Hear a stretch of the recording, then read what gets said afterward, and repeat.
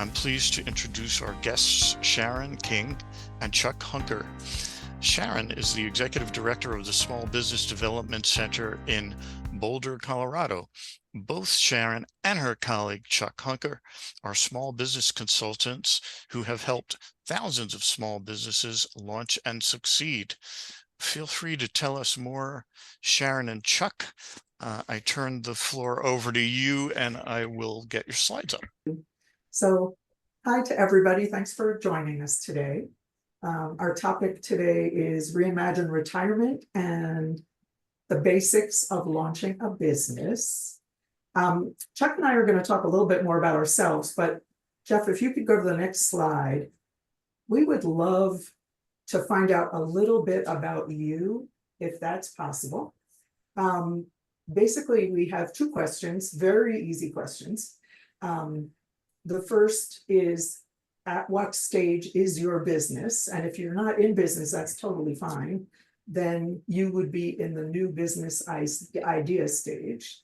You could be in the startups phase where you literally are ready to go and just putting things in place and very early stage. Or you could be established. So that would be answer 1, 2, or 3. And if you could just put in the chat the number, that's going to tell us which one.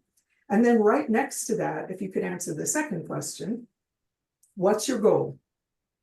What's driving you? That's the most important thing when we're meeting with clients. We want to know what matters to you. So are you here to generate money? Which nothing wrong with that. Give back to the community, have a creative outlet, or just want to spend your time in a meaningful way, or if there's some other. So if you don't mind putting that in the chat, we're going to come back to this in a minute. Oh, you guys are wonderful. Thank you for doing that. Okay. Is everybody ready to put that in if they want to? Okay, thank you. And yes, you can put them all in for the second goal. There are a lot of goals to having a business. Next slide, please. So Jeff mentioned that we are with the Boulder Small Business Development Center. And what's really important today is that there are SBDCs all over the country. So we'll talk about the SBDC that we work with and our market area, but it is very easy for you to find this resource. The link is right there at the bottom of the slide. SBDCs have a lot of similarities and then sometimes have some differences. And so they may have the same exact things that we're talking about, or they may have things that are really more suited to what you see in your neighborhood. The mission of all the SBDCs, because we're all under the governance of the U.S. Small Business Administration, the SBA, so the mission is the same. We could say it a little differently, but it's to help small businesses start, grow, and prosper. We're just about small businesses. This is the amazing part to me. We do business consulting. It is at no cost to you. It is confidential. And we use a lot of really specialized and very consultants that kind of live and breathe their topic. And so you get access to a lot of people that can really help, and there's no cost to it. We do all kinds of workshops and programs, and that's what varies across all the country. And then we're a connection to resources. If there are other organizations that are already doing what we are thinking might be a good idea, and they do a great job, we want to connect you to them. We don't want to duplicate what they do. We want to make sure we get you to the right people. And then we can come up with something new. We're all limited funding. And so if we all work together, we're going to get there. That's kind of the gist of the SBDC. If you go to that website, you'll find out way more. Chuck. I might add to that. This is Chuck Hunker here. I might add to that what we do report to the SBA are like business startups, money invested, more statistical economic data.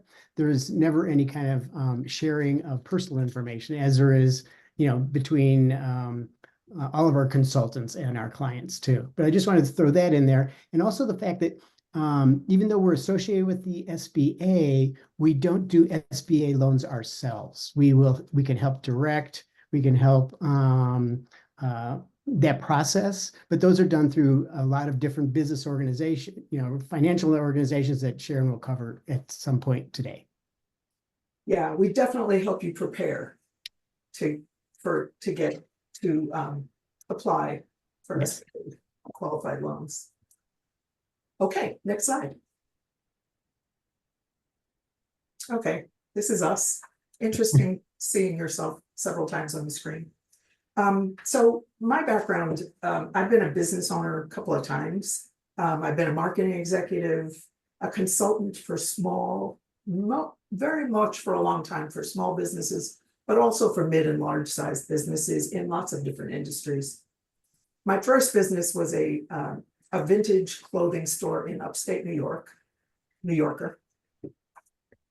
And I've had several consulting practices, some small and really were just for me, I created my own job, and some that got larger. I am one of the owners of we actually sold the business, but it was an independent hotel in Boulder, Colorado. And we took it from a franchise property to an independent hotel and used all the skills that we all had from all past lives to make it what it was. That was called the Boulder Outlook Hotel. And then for the past years, I've been executive director of the Boulder SBDC. And going back to what Chuck was saying, we is a big we here. We've worked with over 8,000 businesses in the past 20 years. They can be from startups to second stage companies, all different industries. And if there are questions later about specific industries, happy to talk about that. In just the first half of this year, the businesses that reported to us told us that 27 of the clients that we work with literally launched their companies. They created 136 jobs across, I think we've worked with 600 companies so far this year. And 135 jobs were retained.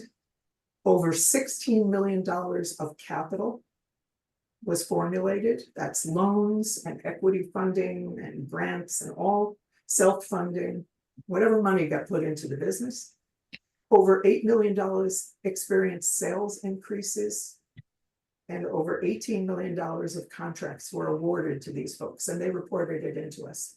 So, and that's in the first half of this year. We're very, very, very proud of the impact that the whole team has had on the businesses in our area. More about me, I got an MBA from Cornell. I have an undergrad from Binghamton University. And then I've got a couple of other certifications that I won't even go into. Chuck, I'm passing the baton. Sounds good. Well, my background started, I don't know, maybe when I was 23, 24, something like that.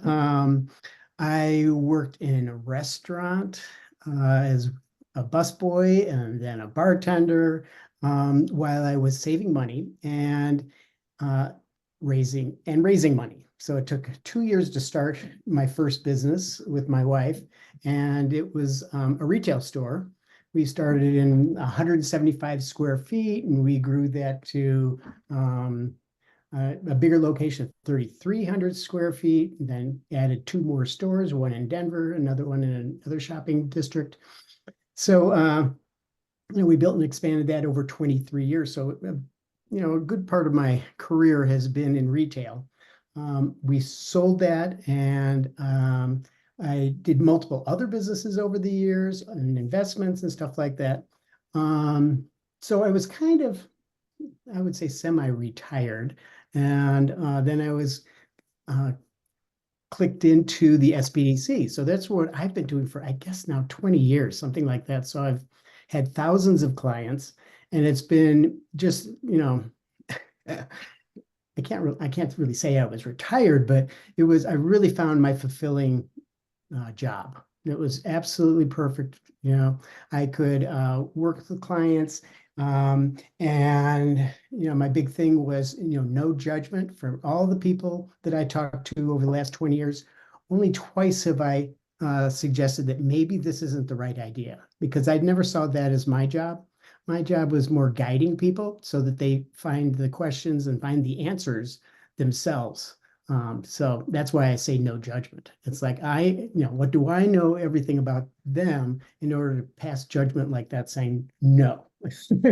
So anyway, so that's kind of my thing. I start with telling people that how I want to help is to show them how to use their time and their resources efficiently to attain a goal. And again, we've already talked about goals, and they are very different for many different people. So I will leave that right there for my history. Okay, next slide. So we're going back to the answers to this. Oh, before we do that, I do want to say we are not attorneys. We are not accountants. We've learned a lot over the years and learned from people who are attorneys and accountants. But if you have specific questions like that, we can try to get you the answers, but there may be others that would be great to answer that. And Jeff, you may have workshops coming up that will answer some of those too. So Yeah, so questions. So you don't give legal advice, but do you advise on whether someone should form an LLC or some other kind of corporate entity, but because you're not legal, you wouldn't help them form it? yeah, no, it's a great question. So Yeah. let me just mention that the actual staff of the SBDC, our SBDC, is only 5 people. And then we have a wheel around us of about 40 specialist consultants. And one person who is an attorney has done a workshop with us once a month since Chuck and I have been doing this. She's amazing. And she's the one who lays out, here are the pros and cons of every kind of business entity. Right? Here's why you do it. Here's why you might think twice. And she won't, during the workshop, say, I want you to be an LLC. But she might say to you, I don't want you to be this, the other thing. So there's lots of advice that comes. And I'd also add to that there are lots of resources so that on the SBDC website that where you can, again, make your own decision on that. It's just that we stay away from making advice or giving advice and direction that way. Yeah, I think another part of starting a business would be naming your business and researching whether that name is already in use. And Is we that will get to that. something that you... Oh, okay. Yep, that's the All right. future slide. Okay. Yes, Chuck's got a checklist. Okay, well, circling back, thank you all for putting things into the chat. That was great. It looks like everyone is at the new business idea stage, which is kind of what we expected, but we just weren't sure. And it looks like everybody's got different reasons. So we've kind of spanned it all for why you might be considering this. So we really appreciate it. It's both Chuck and I are very used to doing, number one, workshops in person, where there's a lot of interaction, and number two, one-on-one consulting. And that is the most personal interaction. So we just like to kind of hear who you are. Okay, here we go. Next slide.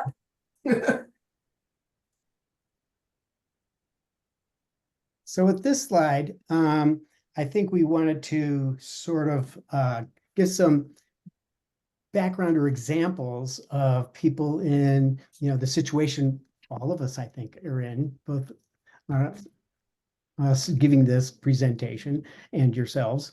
So I had a couple of different stories that I know of. certain people. One is this woman named Maria. She's a friend of mine. She's 84 years old, and she's retired, or was retired, let me say. And she's a really creative, curious person who likes to know about the latest tech, whatever's going on with in tech. And she organizes lists for herself. Anyway, she ended up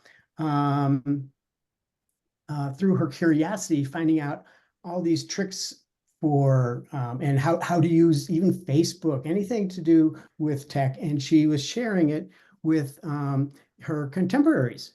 And she offered services one-on-one. She would do webinars. And so she created this a business that she's doing very, very well with. And she doesn't have to go to an office or anything, but she's taken something that really interested her. She had the skills to make it work, and sharing her skills, but sharing her skills for money. So that's a great example of, for her, it's fun. She is making money. And the other part of it is her social life. She's got a great social life with this too. Now, John was my next story, and he was my godfather. He's no longer living. But a number of years ago, when he was of retirement age, he was the number 2 guy at Merrill Lynch. And to give you an idea of how long ago this is, Donald Reagan was head of Merrill Lynch, and he was made treasurer of the United States. And when he became treasurer, they did not make John the head of Merrill Lynch. So he quit. He's of retirement age. He said, this is not the way I want to be treated, obviously. So he was home for probably, I think it was like 9 months. And his wife said, you have got to get out of here. You've got to find something else to do. So he did. He got out of her hair for a while and became a consultant at another brokerage firm. And within another 9 months, he was head of that brokerage firm. So, the kind of the lesson here is that, do what you know and where you want to be and do what you like. And so that was him. So that's another example. For myself, I had so many, various businesses and everything. So I'm doing what I want, helping people, as I've just already said. And but the other thing it does is it gives me a schedule. I know what day it is. If I was totally retired, I would know what day it is. It all kind of meshes together. But the other part is it keeps my brain active. So, it's fulfilling. I do what I love to do. And this is probably a good time to say that Sharon is my boss. And and that's really important too. And I still don't think of retiring because as long as she'll have me, I'll be here. Anyway, so those are my stories, and then Sharon can chime in. Okay, so mine is quick. I'm kind of on the verge, and I talked probably with feeling about the SBDC and the mission that we have of helping small businesses. I don't want to stop. I would like to stop being the executive director. So in a sense, I am retiring as a W-2 employee. But I want to keep going with this same work. And now I'm in the brainstorming stage, which it sounds like some of you are as well. So there are a lot of options. I actually formed a nonprofit at one point. I could do it through the nonprofit. I could reinstate my own LLC and do it through my own for-profit. I want to make some money, and I already have a couple of situations where I'll be contracting to continue the same work, which will be fun and wonderful. And my big question is, how much do I want to work?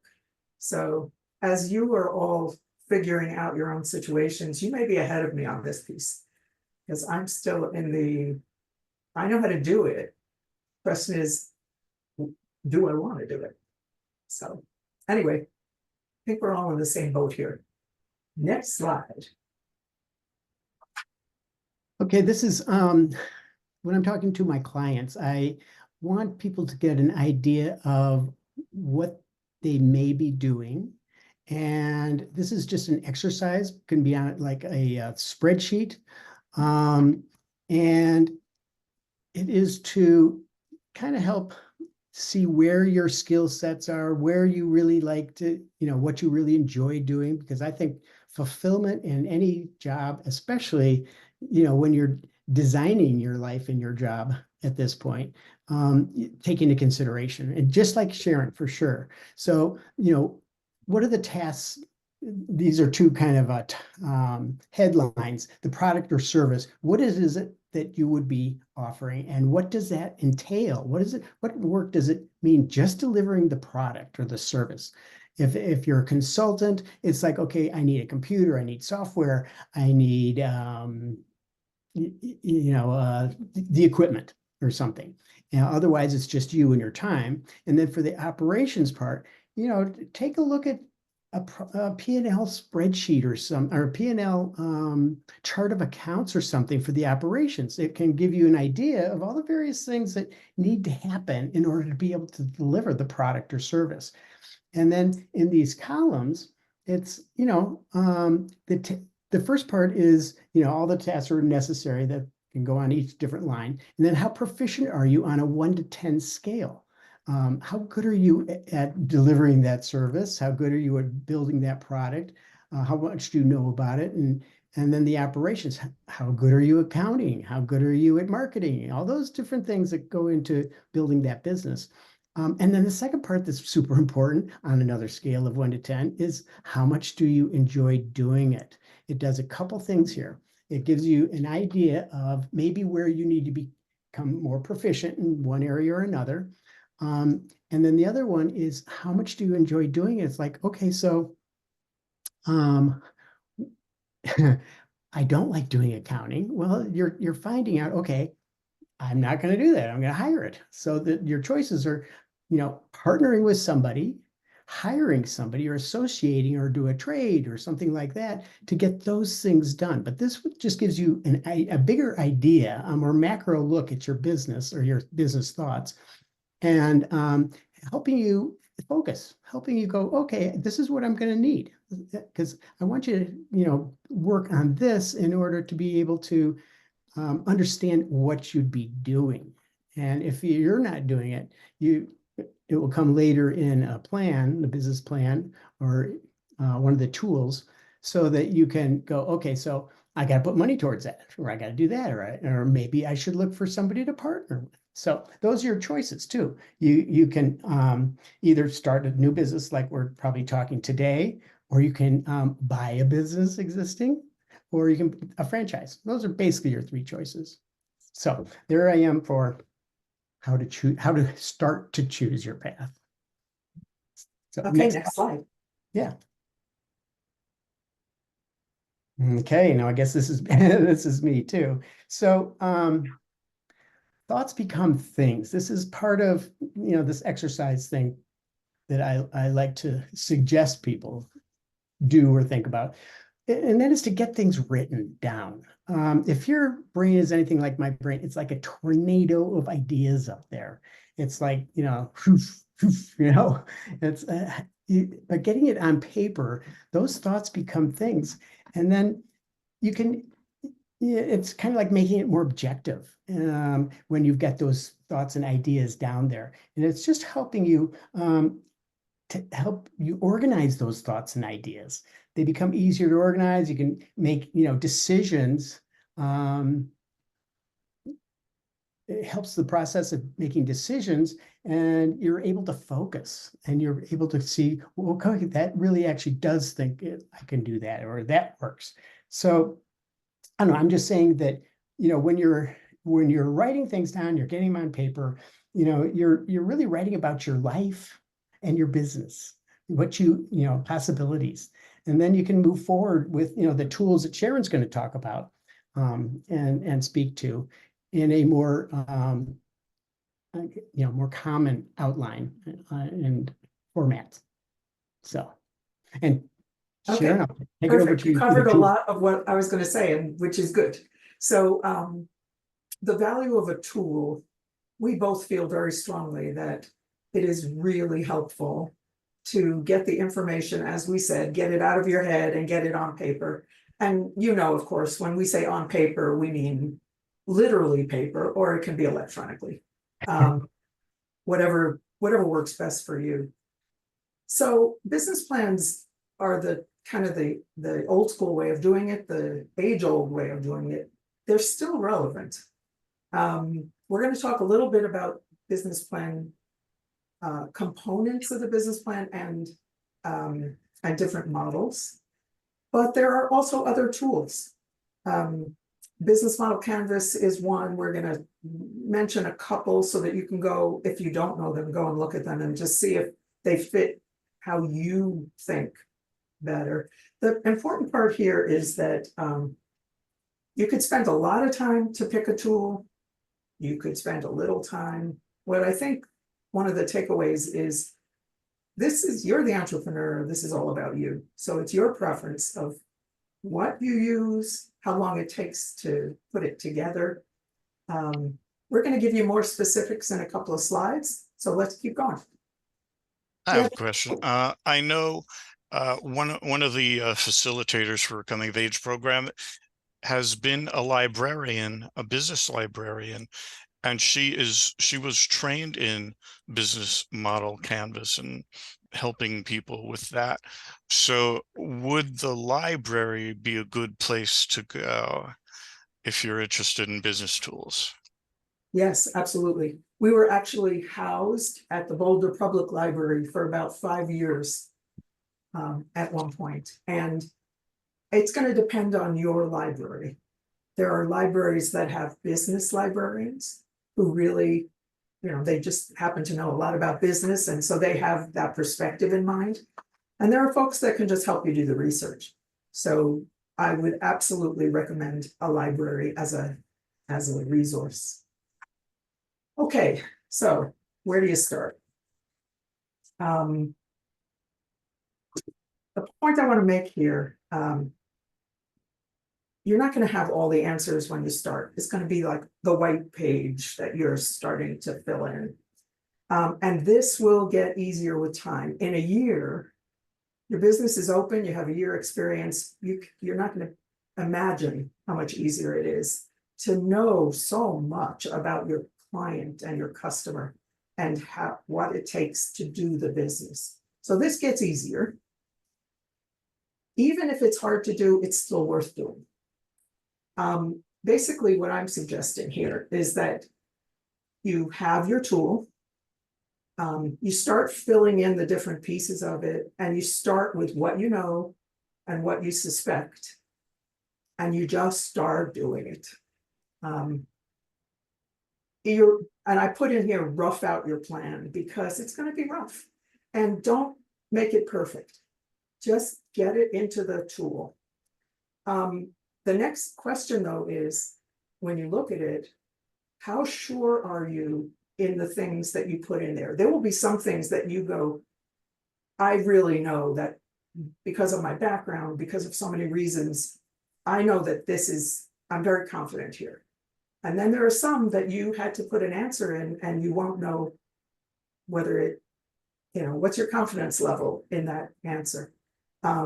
So I call it the sleep at night test. And this goes back to my first business in 1974, where I could not sleep at night. The idea of this is to formulate the questions from your plan that you had to put something in there, but you still feel very uncomfortable that you may be on target with the answers. And so you have to do some research. Definitely library, back to Jeff's comment. There are two kinds of research. The first is secondary research, where you are looking for other sources that have already been published somewhere. And it could be published online. I mean, you do a Google search and you're going to get more information than you could ever imagine. That secondary research is very important to do. It will get you lots of different answers. The next part is primary research. And truly what that means is you are going to ask. you're trying to figure out if your customer cares about this extra thing that you're doing for them, and it's going to cost you a lot of money to add that feature into what you're doing, and you want to ask whether people will care. Is it going to make them more prone to buy what you have? Is it make them more prone to pay a higher price? You got to ask. No secondary research is going to give you that answer usually. You're going to hear in all of the technology cohorts, the technology accelerators, all different kinds of business planning programs, customer discovery, and it speaks for itself. Besides asking customers and potential customers, you also want to ask thought leaders, people who have been in the industry that have kind of live and breathe your topic, your business idea. So you do this research, and then you circle back to the tool, to this draft, this rough draft that you have, and you improve it based on the information that you learned. And we've done a lot of different accelerator programs, and people tend to learn, they're surprised at the fact that the exercise of doing customer discovery is so important, and that they heard things that they didn't expect. So they went back and they made changes in their business, and it really paid off. So, okay, you did your rough draft, you did your research, you improved your tool, and you basically want to get to a go, no-go decision here. And honestly, if it's a no-go, if you decide at that point, I'm not doing this, you've done yourself a great service. And if you might consider another business, another time, you will have learned the process. So there's no harm done by going through this process. We're going to talk now if it's a go decision. I'm with you, Chuck, hang on. Okay. If it's a go decision, your next step is to come up with an action plan. And that action plan is going to be almost like a very long to-do list in categories, and it's going to include timelines. Chuck. Well, I just want to add real quick to the where do you start, and when you get to that point of go, no go, I'd like to reiterate the confidence level that you have in what you've discovered, because these plans and these tools are all about asking questions and finding answers. And one question or one answer leads to another question, so that you keep getting more and more information so that you can implement and integrate the information you've come up with for your business plan. And if it's, the more you know, the further you can go, is really a byline for this work. And and if it's a no-go, it's almost like, when you buy a house, you had your heart set on this house and somebody else got it in front of you or something like that, but you went through all this research and work and drama on that one house. Well, it can be the same thing with a business idea or a business plan. So I just want to throw that in there real quick. Okay. Jeff, we saw your comment and we're going quicker. So next slide. Okay. And you can put them all up here, Jeff. That's great. Thank you. So the building blocks, and that is, the business, your vision, goals, startup nuts and bolts. The startup nuts and bolts are in more detail in a future slide coming up. Your vision and goals, some of this journaling or some of this getting it out of your head and on paper, that is so that you can come to a very, very defined vision, a focused goal, these things that will really make you more efficient in laying out and starting out your business. Now, for the products and services, I want to give a real quick. I don't know if anybody knows about the Cheesecake Factory. It's a big chain. It's got a huge menu. It's pages and pages long. And I ask clients, I go, "Oh, what do you think about Cheesecake Factory, what they do, other than the fact that cheesecake's in their name?" And they go, "Well, generally the response I get is, well, they have so much food." Yeah, that's one of the things. And the other one is they have so much every kind of food you can't think of. And that to me is just a nightmare of a business plan, because you're not known for anything. You're not specialized, you're not focused. So it's hard to build a business when you have products or services that are so broad and so all encompassing. So that's my quick shot on the products and services. Then Sharon's going to talk about the marketing and sales. You want to do that real quick now? Yeah, I'm gonna jump in quick. The thing is that for you in the audience here, it's very likely that you have your own understanding of marketing and sales, and we're not gonna talk to you about it in 2 minutes. There are a couple of things about it that I wanna just pull out. We've talked to a lot of people, and when they say they have no competition, like the hairs go on the back of your neck and we get a little nervous. That doesn't happen. If you feel like you have no competition, you have a product or service that you're putting out in the market, and your customer is solving that problem that they have some other way already. Even if they're doing it themselves, or they're not happy with any of the choices, but they have to be trying to do it something. So when you think about competition, think about it that what are all the different kinds that you have? Pricing is a big one in a marketing and sales plan. And that's going to relate a lot to the financial information that you put together, because pricing is an art and a science. The science part is to know all of your costs, so you know what level you have to have in order to cover your costs and give yourself whatever profit you need to make. The art is going to be the perception. What does the market perceive you as? Do they feel like you're such high value that you can charge a really good amount above your cost structure? So pricing is a good one. The big takeaway that we've got on all of these is get help. And we're recommending that you go to the SBDC to do that. Back to you, Chuck.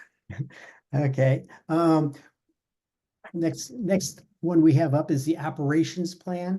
And that's pretty helpful for, let's go back a slide, if we could. The operations plan is, how you're going to deliver in two different sections again. One is the operations plan. What is it going to take in order to deliver your product, your service? What's going to take as far as like, not only the money, but also like the procedures and policies. Procedure particularly for delivering your service, but then also procedures for the operation, the overhead type expenses of the business too. Who's going to do what? Do you need policies or procedures for staff? Whatever your business might entail. So that's some detail that is very important. I think policies and procedures are really important to create, because if you're going to have any kind of a staff or you're working with people, you want to have those in place so that what you are managing the expectations of your staff, managing the expectations of your clients. That all can be in that operations plan. The financial projections and plan is going to be something that Sharon is going to cover in a slide that's just coming up. And she's also going to address the financing. I was going to talk real quickly about the team. And that, again, is it can be a partner. It can be a staff member hiring outside, or just associating with people. The SBDC, again, is a great example of how Sharon leverages all types of resources. And there's different relationships with all of them, but it's your criteria you use, how you treat them. So the culture of your business can come in here too. The culture of your business, which we don't have time to get into, but is very important. So we can go on to the next slide. So Okay. And just a heads up, Jeff, the next 4 are going to be quick, real fast. So tools for planning. We talked about having a tool And where do you get them? The SBA has got a really good template. There are so many templates you can find though. So take a look at this one. We added the QR codes for these different resources. Take a look. If you like it, great. If you don't, there'll be plenty of others to choose from. And then the second thing there is a location to find market research information. Next slide. We happen to use LivePlan, and it's a great template. It is something that you pay for. A lot of SBDCs work with LivePlan, and they may give you a reduced price, but there is a cost to it. So we're not pushing it, just want you to know that we use it. Next slide. We talked about business model canvas. There are lots of others like this. I'm going to just take a minute on this one. You basically work on it from right to left and then down below. It's kind of like a one page, you throw it up on the wall, you have others work with you to put little stickies on it to figure out all the answers within each segment. The most important two things here. Number one, value proposition, which is right in the center on the top. Value proposition is when you look at what your product and service is, thanks, Jeff.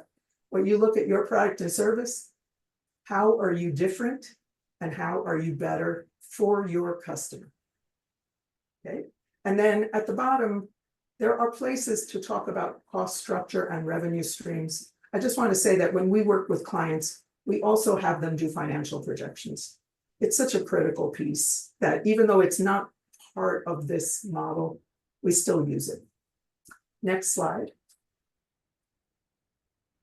Okay, Lean Startup is one of many. I also, I looked on my bookshelf and there's another one, Running Lean, Ash Moria. There's a whole bunch of them. It's basically a different perspective on how you look at business planning. So, if you're interested, go to all of them, take a look. Won't take you that long to just see if it feels good to you. Next slide. Okay, I'll talk a little bit about these nuts and bolts. Choosing a business name. My advice or my guidance here would be to pick something that is as descriptive as can be about what you do, but also short, or something that isn't hard to spell, because if it's going to translate into your email address and all types of things having to do with your marketing, you want it very clear and short. So choosing business name, make something original but not complicated.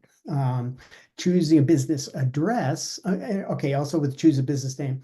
In Colorado, what you do is you go to the Secretary of State's office and you can do a search for if that word or that name has been taken already. So I would assume New York is probably similar when you're trying out a business name. Again, with choose a business address in Colorado, they want it to be a specific address where you keep your records. So, it's either at your office or, bricks and mortar, or it could be your home. Not too many people necessarily want to have their business address. It's not very public. I mean, you can find it if you really search, but a lot of people don't want to have that. So they might get a registered agent so that all the mail that is business related with the government will get sent there. So that's a possibility. Generally, I'm not sure if that's necessary, but a business address is fine. Again, in Colorado, it's more where you put your records. Get a business phone number. That might be something you would do when you set up your website. Website's probably a pretty good idea to have. They're kind of today's business card. And for Google, for example, you can get a telephone number associated with your Google account. So that's a possibility. Create a business entity. Again, Secretary of State here. Would be the first step, is going to the Secretary of State, creating whatever that entity is you've chosen. You will get, in Colorado, you get a number there. in which you can then get an EIN number, which is Employment Identification Number. That's the feds. So that puts you on the IRS radar. And then you go to the state and see whatever licenses and permits are necessary in your state. There's some special licenses for Colorado that are, and I know they're different, from state to state on that one. So the idea is what you are doing when you're registering your business and, getting these things taken care of, you are basically getting on the radar for entities that will either want money or reports, and usually both. That's kind of how I usually look at it. So I've already talked about requesting an EIN number. That's what you can take and go open your bank account. I'm not sure if it's necessary to, get a business credit card right away. You could probably do that too, depending on, all those, credit instances of, where you stand with your credit, personal credit, because your business won't have credit yet. But you open up a business account and then setting up your books. Now that's pretty important. The software is super important. I don't know, I don't want to go into too much depth here, but definitely there are some good software products out there that helps you run your business. The more information you have about how your business is running, the better it is. Most of accounting having to do with your business does totally surround your checking account, money in, money out. There are some other, general ledger entries that you can be taken care of, but I think I always recommend either talking to another business owner or if you have an accountant friend, it's nice to have somebody on your side that you can call up and even help set up your books in the first place. Maybe you get some sort of relationship just for that, and maybe, on-call type accounting. I don't know. It's up to you and your money and what you think you need. A DUNS number, I haven't really heard anything about that in years. I remember that was something that, I had to do a lot of, those were kind of reports. I don't think that it matters as much anymore. Established business credit. Well, now that's another thing. There's many different ways to go about that. That might be something too that would come into become important when Sharon talks about financing, which is in the next couple of slides. Create a website. I've said I think it's a totally necessary thing. For good or ill, that's pretty important. And then register your business with online services. That also depends on what you're doing, but most people would also be doing that. That's another integral part. And there should be services. There's all kinds of businesses in every community that can give you that if you're not so inclined, which you would find out whether you're inclined or not from that exercise that I talked about at the very beginning. So there's that. There's lots of more information at the SBDC near you. So another shameless plug. So next slide, and I'll turn it back over to you because this is super important, these next slides. So it's important, but I have a feeling that Jeff could do a whole program just on each one of these. The first is going to be about the lending, borrowing money. The second is going to be about equity. So really fast. If you look at this, it's a continuum, and you start on the left, the arrow is going all the way to the right. As you move from left to right, you are perceived as the least risk to the lenders. And that's probably the least cost of capital for you. And that makes sense, right? The more risky you are, the more you have to pay to borrow money. And we're talking about borrowing here. You get a certain amount of money that you're borrowing, you pay the interest rate that you agree to, you pay that back. You do not give any part of your company, no equity. And commercial banks, and let me just say, your family members may want to give you money. We're not going to get into how we might suggest you do it, but that could, as a it comes out differently on this continuum. These are the kind of the professional borrowing. Commercial banks, the SBA guarantees loans, but you go to the commercial bank in order to do that, to get the loan. You don't go directly to the SBA usually. And then if you don't qualify there are micro lenders that are nonprofits that are there to make loans to small businesses that are not yet bankable. And during the recession, most of our businesses got loans from those micro lenders. Next slide. So this is the equity continuum, which is quite different. As you move from left to right on this one, the market potential and scalability of your business increases. So if you have a business that you're selling locally and you're not going to franchise and it's not going to become an online behemoth. We have a couple of food product companies that started in Boulder. They started as small businesses, just the way we're talking, and they're now international brands. But if you're not going to go all the way there on the continuum, there's a good chance that it will be hard to get equity funding. But if you want to look at it, the other piece is that you're giving up control. As you take in money, you're giving up control. And obviously, by definition, you're giving up a piece of your business. So these are the different phases or options for equity funding. And I'm going to let Jeff do that as another program. Next slide. Okay, final thoughts. Chuck, do you want to start? Well, I was going to say, I guess one of the things is hopefully through this experience of creating your plans and using these tools that you become the expert. You need to feel like you're the expert, not only in your product and whatever the services you're doing, but also the market that you're doing it in. That way you can be, you're not going to be broadsided by, thoughts and things that come up. Success to me can be when you are able to choose who you work with and who you work for. That's a big mouthful, but that's one of my criteria for success. Of course, you have to make money. You're not in business if you're not making money, but that's one of my thoughts there. And I think we've got I'll turn it over. I've got many more final thoughts, but I'll leave that. Okay, I'll do 3 quick. One is get help. We've said it a couple of times. There's all kinds of help, but don't feel like you have to do it all alone.